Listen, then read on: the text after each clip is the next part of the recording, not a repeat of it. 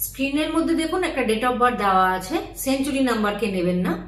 আপনার date of বার্থের মধ্যে যদি 555 থাকে বা মোর দ্যান 555 থাকে, তাহলে আপনার পুরো চরিত্রের উপরে কি ধরনের ইম্প্যাক্ট ফেলতে পারে।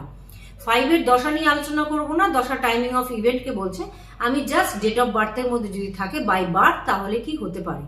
5-এর মেন সিগনিফিকেশন বা প্রাইম সিগনিফিকেশনই হচ্ছে মানি বা পয়সা বা টাকা এবং বিজনেস।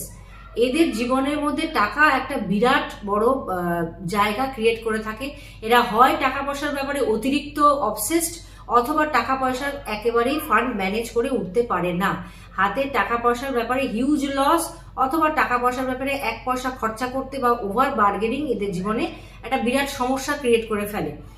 ফলে আর টাকা পয়সা এদের জীবনের মানে মেন বিষয়বস্তুই হয়ে দাঁড়ায়। আর এরা অত্যন্ত ইন্টেলিজেন্ট হয়, মনের মধ্যে একটা বিজনেস টেন্ডেন্সি সবসময় থাকে। চাকরিজীবী হলেও মনের সবসময় একটা অতৃপ্ত ইচ্ছা থাকে যে একটা বিজনেস করবো।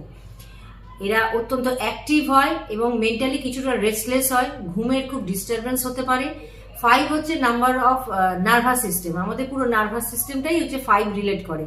ফলে এরা বয়সকালে কিন্তু নার্ভের একটা ইস্যু হওয়ার সম্ভাবনা থাকে। মেন্টালি এরা ওভার অ্যাক্টিভ, যখনই মাল্টিপল হয়ে যাচ্ছে নাম্বার, তখন তার মধ্যে যে গুড কোয়ালিটিস থাকে সেটা কিন্তু প্রচুর রিডিউস করে যায়। ফলে 5-এর মধ্যে 5 হচ্ছে আমাদের নাম্বার অফ ইন্টেলিজেন্স, আমাদের বুদ্ধিক নাম্বার। সেখানে সেই জিনিসটা হয়ে যাচ্ছে ওভার অ্যাক্টিভ। আপনি অত্যন্ত বেশি, আপনার ব্রেন ওভার অ্যাক্টিভ হওয়াতে অত্যন্ত প্ল্যানিং আপনার মনের মধ্যে চলাতে, সব প্ল্যান কিন্তু আপনার জীবনে বাস্তবায়িত হয়ও না, এবং এটা আপনার ঘুমের ডিস্টারবেন্স করে, আপনার মনের মধ্যে একটা অশান্তি ক্রিয়েট করে। টাকা পয়সার ব্যাপারে বা শেয়ার কেনার ব্যাপারে খুব সাবধান হবেন। শেয়ার কেনার একটা টেন্ডেন্সি থাকে। ব্যবসা করতে গেলেও অনেকবার ভাবার বিষয় আছে। ব্যবসাতে কিন্তু লস হওয়ারও একটা সম্ভাবনা থাকে। যে কোনো জায়গাতে ইনভেস্টমেন্ট করার আগে কিন্তু বহুবার আপনাকে ভাবতে হবে। একটা মানিটারি লস কিন্তু 555 দেখা যায়। আর সব ব্যাপারে অনেক সময় একটু আপনি মনে করেন যে আমি এখানে আমার বুদ্ধিটা লাগাবো, সেই বুদ্ধিটা লাগাতে গিয়ে কিন্তু অনেক সময় আপনার বুদ্ধিটা ব্যাকআউট হয়ে আপনাকেই আবার ক্ষতিগ্রস্ত করে দেয়। রেমেডি হিসেবে কি করবেন, আপনি গোটা মুগ ডাল মাটির পাত্রে করে নিয়ে আপনি মন্দিরে ডোনেট করতে পারেন।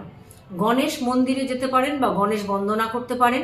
ছোট বাচ্চাদের খাওয়াতে পারেন, ছোট বাচ্চাদের বই খাতা এসব ডোনেট করতে পারেন। আপনি কিন্নরদের বস্ত্র দান করতে পারেন বা শাড়ি জামা কাপড় জুয়েলারি দান করতে পারেন।